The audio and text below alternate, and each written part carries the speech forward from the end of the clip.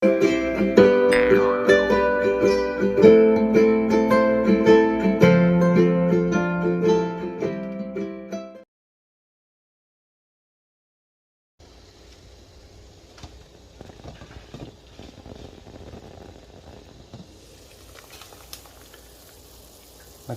lang tayo ng tubig na mayroong asin at konting patak ng cooking oil.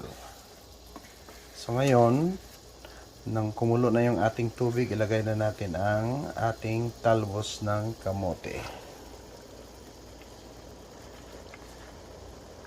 Hinugasan natin ng mabuti ang ating talbos ng kamote. Yun. Tapos, takpan lang natin ng saglit. In a few minutes, ayos na yan. Ayan. So, yan ang ating talbos ng kamote. So, i-strain muna natin to.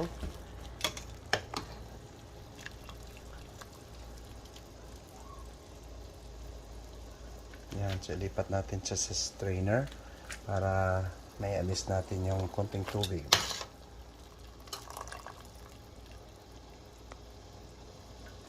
Yun guys, ang purpose pala natin kung bakit natin siya nilagyan ng asin, para manuot yung flavor ng asin sa ating gulay.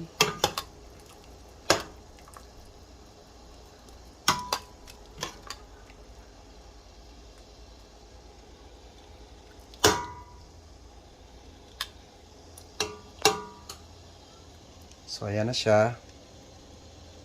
Itimpla na natin siya after this. So, ayan na ang talbos ng kamote. So, lagyan natin siya ng konting salt. So, yung gamit nating salt ay Himalayan salt. Lagyan natin siya ng konting tuyo. Ayun. Konting suka. Not too much suka. Kasi maglalagay tayo ng lemon. So, lagyan natin siya ng onion.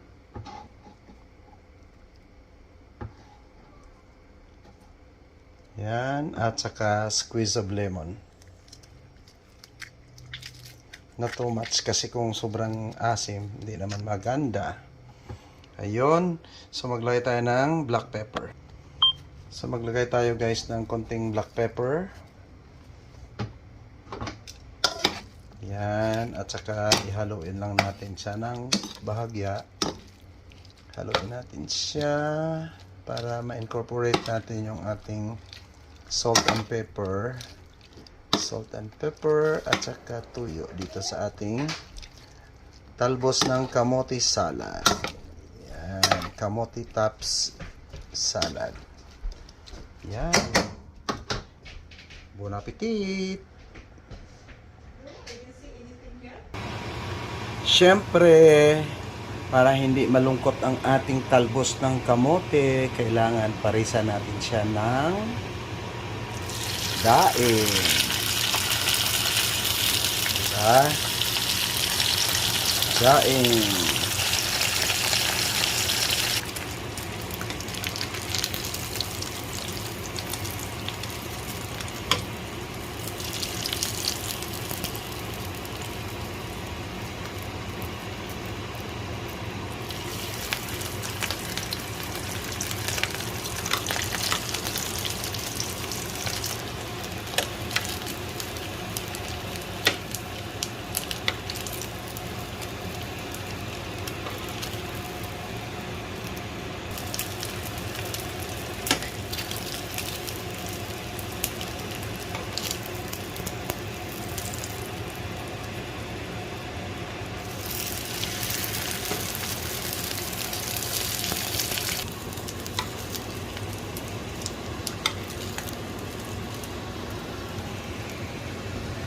Yan na ang ating daing. Of course, sa ganong ulam natin hindi mawawala ang kanin. Yan. So, ito na yung ating simpleng dinner. Yan guys.